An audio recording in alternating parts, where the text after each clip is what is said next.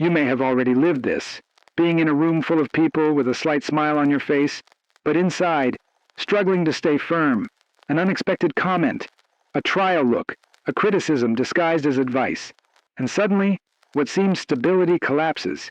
You feel like the floor was gone, as if you needed to prove it once again that it's enough. But does it really need it?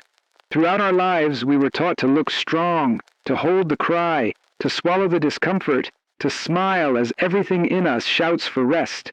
Only this kind of force tires. It charges a price, the disconnection with who you really are. You start living for others, to shape, to avoid confrontation, and without realizing it, you get lost from yourself. But what if there is another way? What if the real force is not hardening, but get rooted?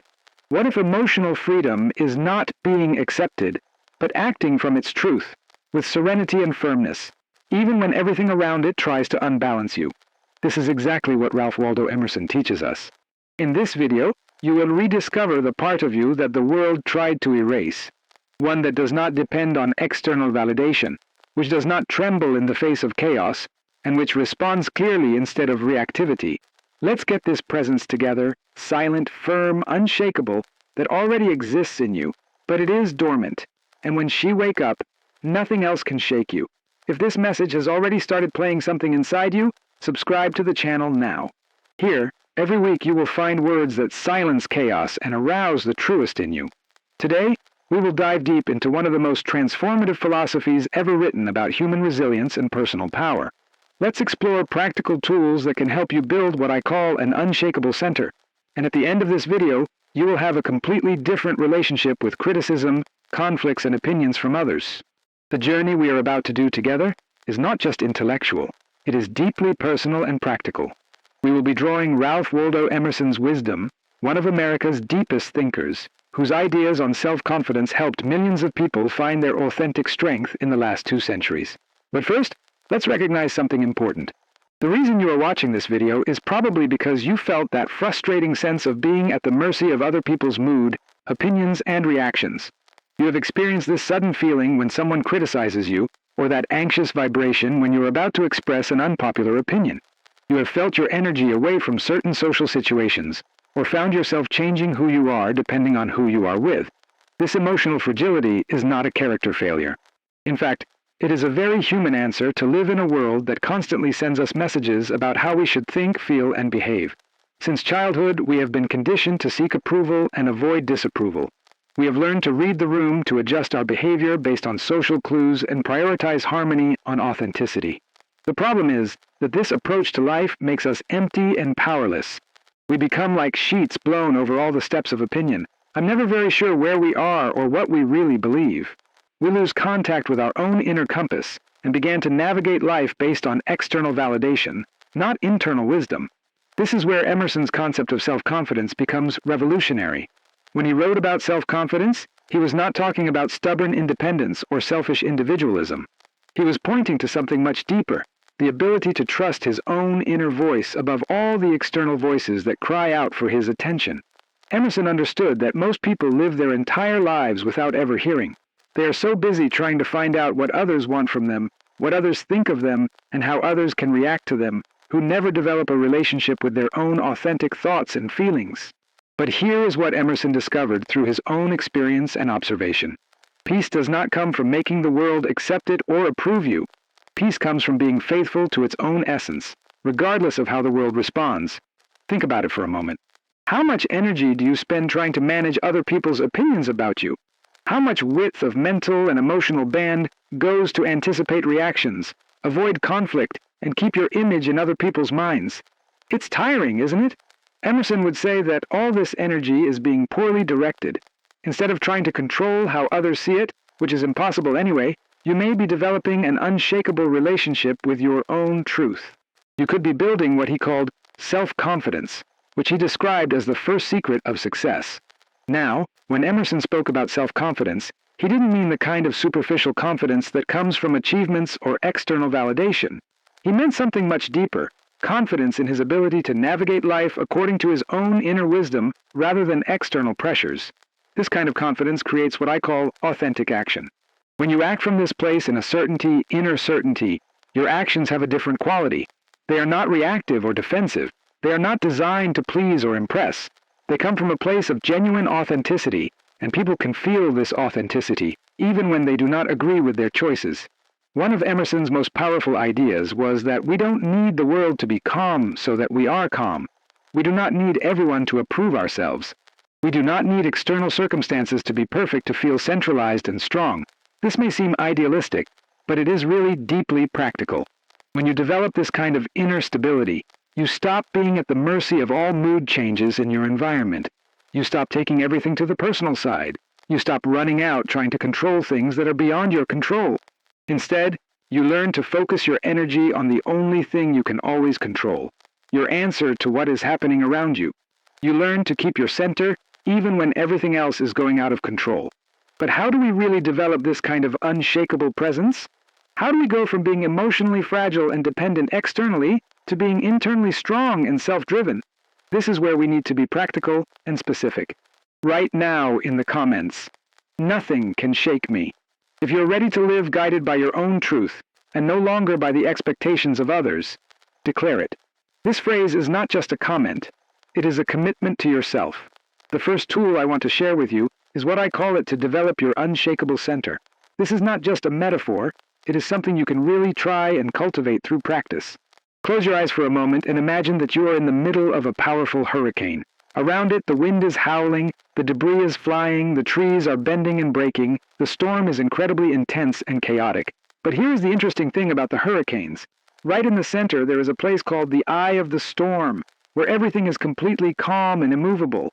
This is exactly what we are looking for within you. No matter how intense external chaos becomes, there is always a place inside you that remains untouched by the storm. This is its unshakable center, and learning to access it is one of the most valuable skills you can develop. You can practice finding this center through simple daily exercises. In the morning, before checking your phone or getting involved with any external entry, spend 5 minutes sitting in silence and listening to your own thoughts and feelings. Do not try to change anything or solve any problem. Just practice being present with yourself without any external influence. This may seem simple, but it is really quite challenging in a world that constantly requires our attention.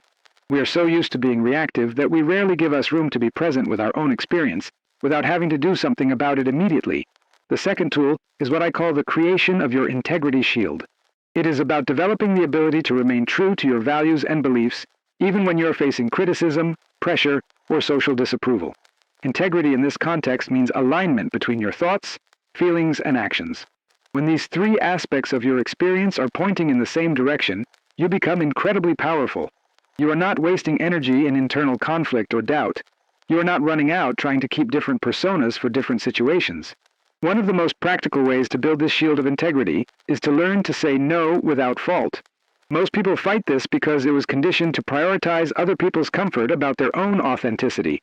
But learning to define limits is not selfish. It is essential to maintain your emotional and mental health. When someone asks you to do something that doesn't align with your values or priorities, practice the answer with a simple and honest board. You do not need to explain too much or justify your decision.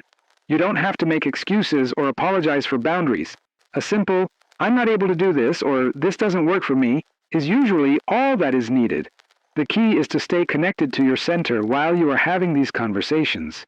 Do not be pulled to arguments or negotiations about their limits. Do not let the disappointment or criticism of other people shake their determination. Remember that their reaction to your border is information about them, not about you. This leads us to another crucial aspect of the construction of emotional resilience, learning to stay on the right track even when you are being criticized. Criticism is inevitable if you are living authentically. Not everyone will understand or approve their choices, and this is perfectly well. The question is not like avoiding criticism. It is like receiving criticism without letting it disturb its way. When someone criticizes him, practice a break before reacting. Breathe and check with your center. Ask yourself, is there any truth in this criticism that I can learn? Or is it more about the other person's expectations and preferences than about anything I need to change?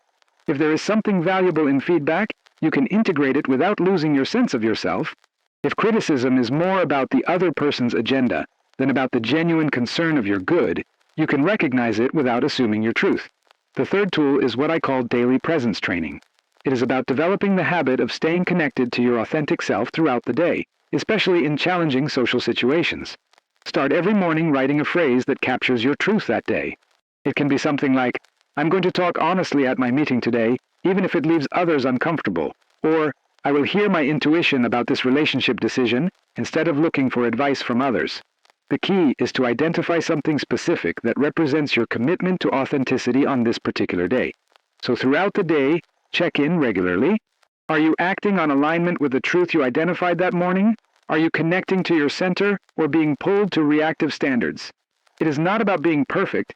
It is about developing awareness and making small course corrections as needed.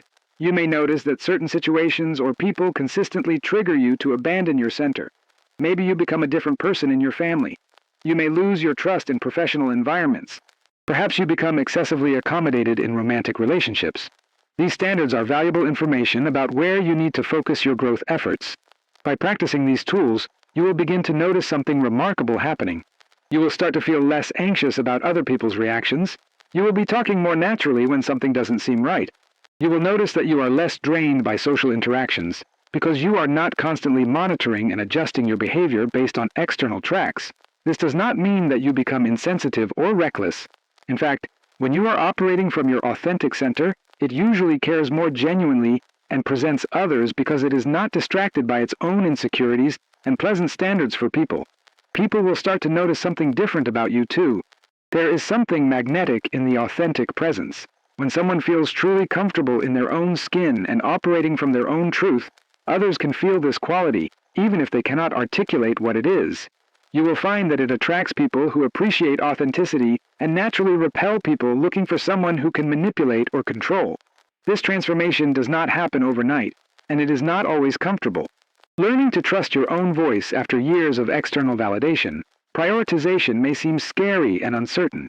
You may lose some relationships that have been built about your desire to be someone who is not. You can face criticism of people who were comfortable with their previous standards of pleasing people. But here is what you will gain: a sense of inner freedom that no external circumstance can touch. You will gain the ability to remain calm and centered even in the midst of conflicts or chaos. You will have access to your own creative power and natural wisdom. You will gain the ability to love others more fully because you are not constantly needing things from them. Most importantly, you will gain the ability to go through the world as an entire person, not as a collection of reactions to other people's expectations. You will find out that you don't need a calm world to calm down. You do not need everyone's approval to approve yourself. You don't need perfect circumstances to feel perfectly at peace. This is the gift that Emerson was pointing when he wrote about self-confidence. It is not about being isolated or higher than others. It is about discovering the source of strength and wisdom that exists within you and learning to extract this source, regardless of what is happening around you. Imagine yourself walking through a busy and noisy market. Everyone around them is running, arguing, competing for attention. The energy is chaotic and overwhelming, but you are moving through this environment with a different quality of presence. You are walking constantly, calmly, with a sense of lightness and focus that comes from being internally complete. You are not trying to control the market or make it quieter. You are not taking the chaos to the side to the staff or letting it disturb your inner peace. You are simply moving for it as someone who knows who is and where he is going, regardless of external circumstances. This is what becomes possible when you develop an unshakable center. This is the freedom that comes from learning to trust your own voice above all other voices demanding your attention. So I want to leave you with this thought. You don't have to expect the world to become less critical, less chaotic, or less demanding to find your peace. You don't have to wait for everyone to understand you or enjoy your choices to feel confident and strong. Everything you need to be unshakable already exists within you now. The question is whether you are willing to stop seeking validation and start cultivating the relationship with your own truth that will free you. The question is whether you are ready to stop being a victim of humor and other people's opinions and begin to be the author of your own emotional experience. Go back to this message whenever the world tries to throw it off the track. Remember that you are already whole, you are already strong, you are already free. Nothing can shake it when everything inside you is at peace.